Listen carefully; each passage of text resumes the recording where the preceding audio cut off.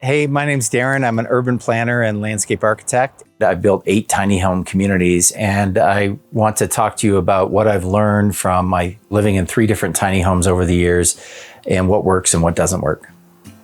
I have a 28 by 8 foot wide tiny home, and it has the bathroom at one end, a galley kitchen in the middle, and then we have the living room at the far end. And unlike most tiny homes, instead of the loft being above the bathroom, the loft is above the living area. And I like it because the ceiling in the bathroom is much higher and it just feels more open. And then we also have some high transom windows, so I really like these. So this window is 8 feet up, and then the other one's in the loft, and that just sort of floods light in underneath the soffits and underneath the ceiling, and just makes it feel more open and bigger than it actually is. So this is my 3rd tiny home. The first one I had was a 24-foot tiny home. It did not have a loft, but it was very small on space. Then I graduated to a 28-foot tiny home, and it had the loft above the bathroom, but you had a ladder. And so the biggest design challenge with this one was actually how to have it more like stairs than a ladder, and how to incorporate storage into the stairs. And the fridge is tucked underneath that. So that's kind of, the stairs actually designed the house. So across from that, then you have the galley kitchen. This tiny home has a larger kitchen and the storage stairs that I didn't have before. So that's the big difference. And what I like about it is this has a higher ceiling in the kitchen, and even these tall cabinets. I'm 6'2", so I can utilize those. And I actually have little baskets that I put, and I can actually reach up and put things on top of the cabinets also. So we're a little constrained on closet space here. So I find I put seasonal clothing and things like that in baskets. I put them on top of the cabinets so you can't see it. The main difference here in the 2 other tiny homes I had an L-shaped kitchen, and it had a little seating area built in, which was kind of nice. Because of the way the stairs and the fridge are oriented here, we didn't have that room. If this tiny home was 2 feet wider, was 10 feet wide, there'd actually be enough room to have an L-shaped kitchen and have a little eat-in kitchen on the end. That would be my preference. So maybe on the next tiny home, 10 feet wide might be the solution. We've got about 9 feet of counter space, which is awesome in a tiny home. And we have a regular sink with the window above, so when you're doing the dishes, you can look outside and get natural light. We have a 3-burner cooktop. It's induction, a little bit safer, especially if you have kids. I don't have kids, but a little bit safer for that. And then we have a large convection oven microwave that also is the range hood. So it serves 3 different purposes. And to be honest, what I love is an air fryer. And so the air fryer is actually in the cabinet, and it's just so convenient to cook with an air fryer. We do have a barbecue, but for small meals or for 1 or 2 people, the air fryer kind of wins the day. And I think they're perfect for a tiny home. So across from the stove, we have a fridge tucked under the stairs. There's a little bit of storage above. It's a 3/4 size fridge. I can't remember how many cubic feet it is. The one thing that I would do differently though, is I like the real energy efficient ones that have the freezer on the bottom and the fridge on the top, so that you don't have to bend down to get into the fridge. So that would make a difference. I would make that change the next time. I prefer to have more open shelving. So going forward, I might not have as much cabinetry up top. I might have it be open shelving for the dishes. So it makes the space feel wider as opposed to enclosing the space. You'd have to keep it neat and tidy, but I think that would make this space feel a lot bigger. From a functional design and usability point of view, the home is divided into 3 sections, with the laundry and the bathroom on the south side, the kitchen being the middle third, and then the living room being the last third of the house. And it's pretty much evenly divided. It's a small living room. It's 9 feet by 8 feet, and the ceiling's only 6'5". And legally, you couldn't do this under the building code until a few years ago when Appendix Q was passed that allows for lower ceiling heights in tiny homes specifically. What we like about this is it makes really good use of space, and we have a king bed sleeping area in the loft above. In this configuration right now, we're not utilizing the French doors with a deck out the back. We actually put the couch bed here. I like to sleep and look at the stars at night. When this tiny home goes to its permanent location at our new tiny house village, we're gonna have a 10-foot deck out the back. So the living room will be oriented the other way. So then the flow will take you right out onto the deck. I'd say I've slept downstairs about 80% of the time. I originally was sleeping in the loft, and it was honestly, I'm 6'2", and making the bed in the loft was the pain. It's a lot easier to make the bed down here than it is in the loft. So I'll take naps in the loft, especially if the bed isn't made downstairs. I want to take a nap, I'll crash up there. But I find myself wanting to sleep down here just to have a little bit more space. And to be honest, access to the bathroom. If you have to go in the middle of the night, you don't have to crawl down the ladder or the stairs. This tiny home is actually going to go to our new tiny house village called Gather, and this one's going to be up for sale. And then I'm going to build one that's a little bit larger, either 10 or 12 feet wide. And my preference going forward is not to have a loft anymore. I guess one of the things I've learned living in small spaces over the years is everything has to have 3 different purposes. So this is a coffee table. This is also an area for dining, but it also has storage in here as well, quite a bit of storage. And the couch is actually called a couch bed. So the bottom pulls out and it just flops over, and pretty much immediately you're ready for sleep mode. And it's very quick to make it in the morning. And then there's additional storage underneath, and we keep a couple of tables in there for dining. So something you might see that's a little bit unique is we actually have a fire sprinkler system in here. And this is what's called a fire riser. So it comes up through the floor, and there's the fire riser. And then we actually have 3 sprinkler heads. One in the living room, one above in the loft, and then one above the kitchen. Sprinklers under the building code in most jurisdictions are not required in the bathroom. So we just have it here in the main living area.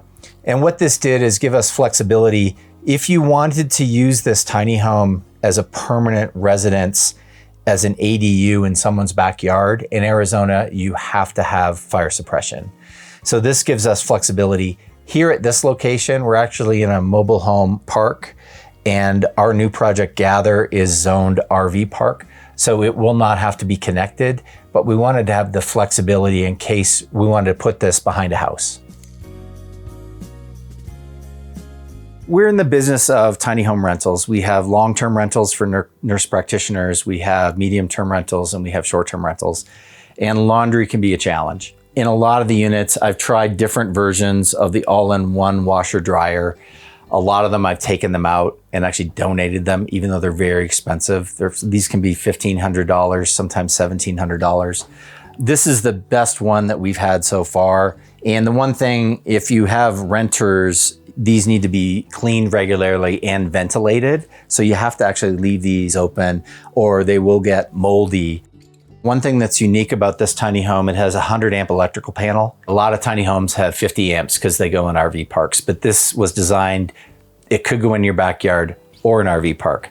So if you have a 100 amp panel, you can get away without having one of these water heaters and have an on-demand electric water heater. So that would be my preference going forward, is have an on-demand electric water heater and have a full-size washer dryer. As a developer of tiny home villages, we've had many different tiny homes. One of our first 3 were actually Jay Schaefer designed tiny homes, and they have 14 operable windows and doors in them. So there's a lot of cross ventilation and a lot of natural light. These windows in this unit are larger, but we still have 7 operable windows and doors, actually 8, that we can open and get air movement through, which is really critical in a small space. So not only is it light and natural light, it's the cross ventilation, and it just keeps you from having to use the heating and the cooling and be more resilient and use less electricity.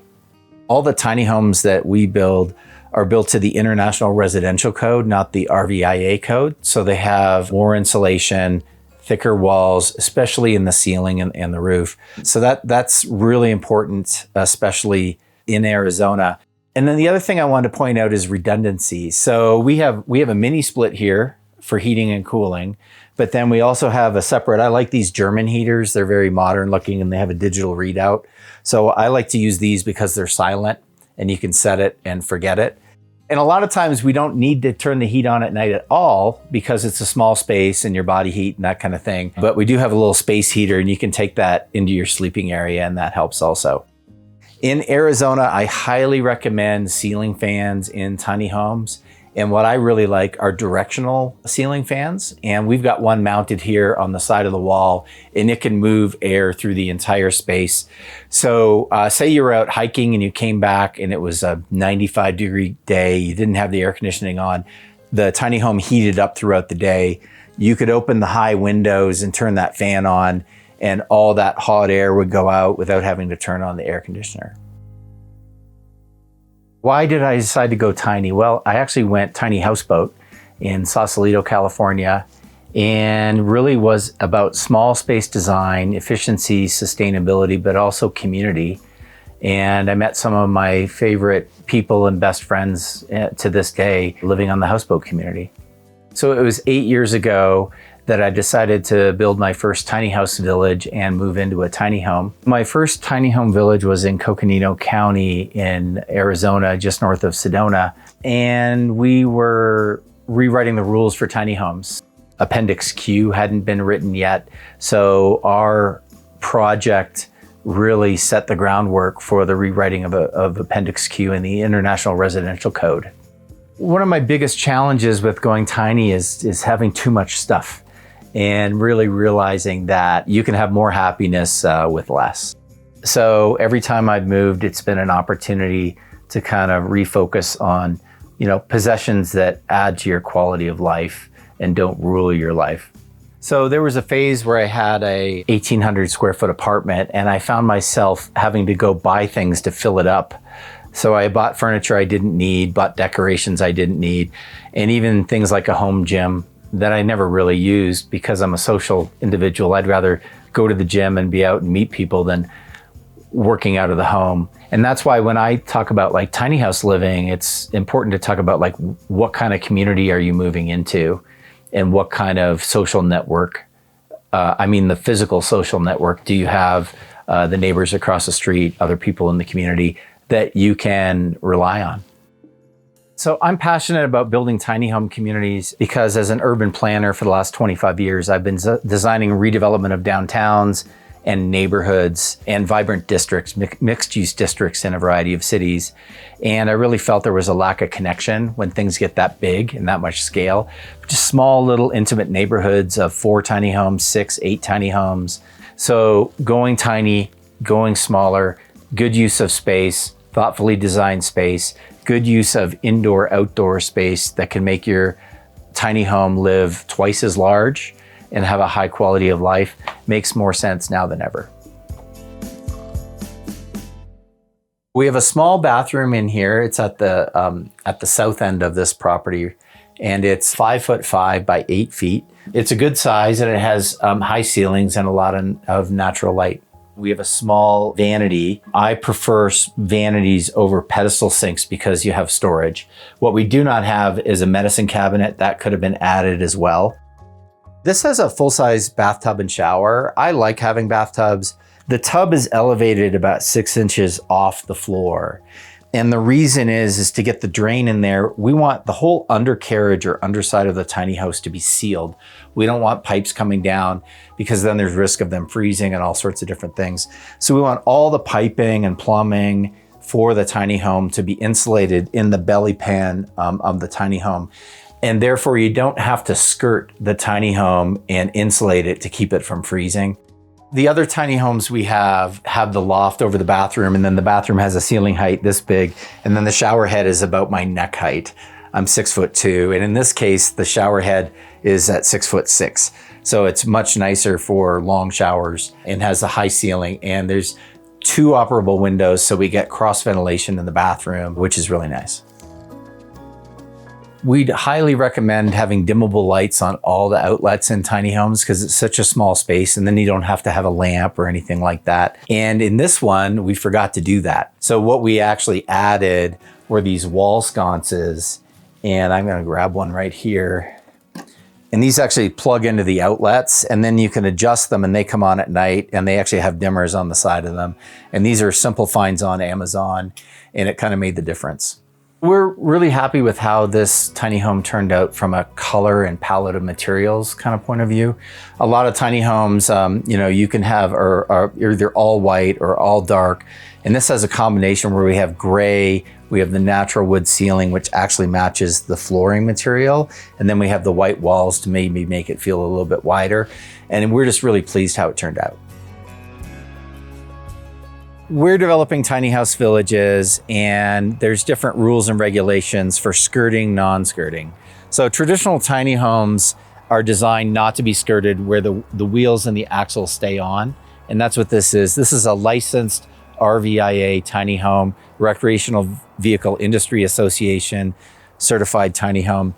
And it's on a 28 foot by 8 foot trailer made trailer. This is a triple axle, and it's more than adequate for the weight.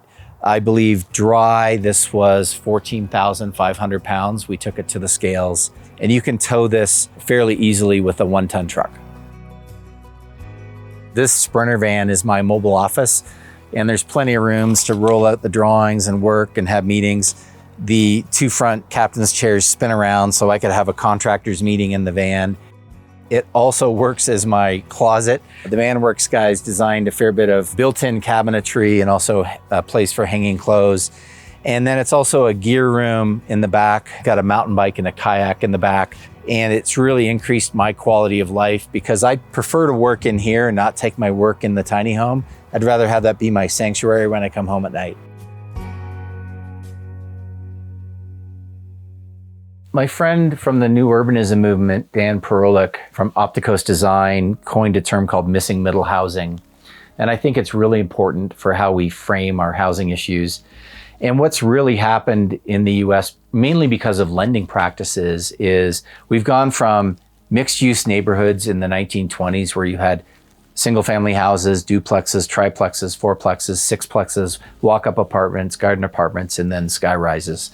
So you had like 14 to 16 different housing types that all had different levels of affordability. And at different stages in your life, you could move from one to the other, or the granny flat in the backyard. And current zoning practices almost made that illegal. And I'm a land use planner and studied this in school. And what I wanted to do coming out of school was to kind of fix that. And what happened was we were going down this path of single family houses and apartments, and there was nothing in between. So there's this movement right now to bring back missing middle housing, and we need to build all of those. We need fourplexes, triplexes, duplexes, granny flats or accessory dwelling units, and tiny homes. And I think that tiny homes are a critical part of that process, because as cities get built out and you propose a large project, you're going to upset the neighbors. But if we distribute tiny homes on the back of 300 homes in these communities where they already have infrastructure, it's just going to blend in. It's not going to have a huge impact on the neighborhood. I have some smaller projects with 4 and 5 units that I currently manage with some assistance from my team. But we're actually going to be looking for an on-site manager to actually live on the project, to help with property maintenance, answer resident questions, keep on the landscaping, making sure that the irrigation system is working, all that kind of great stuff. So if you're interested in being an on-site manager, you can email us, gathercottages@gmail.com. Thanks so much for coming on the tour. We greatly appreciate it. We love sharing ideas around small space design. If you're interested in coming to beautiful Sedona, come and check us out at tinycamp.com. We have 10 different tiny house cabins for you to choose from. And if you want to go tiny full time, we have a brand new community called Gather Cottages. We have 21 lots available starting in the summer of 2026.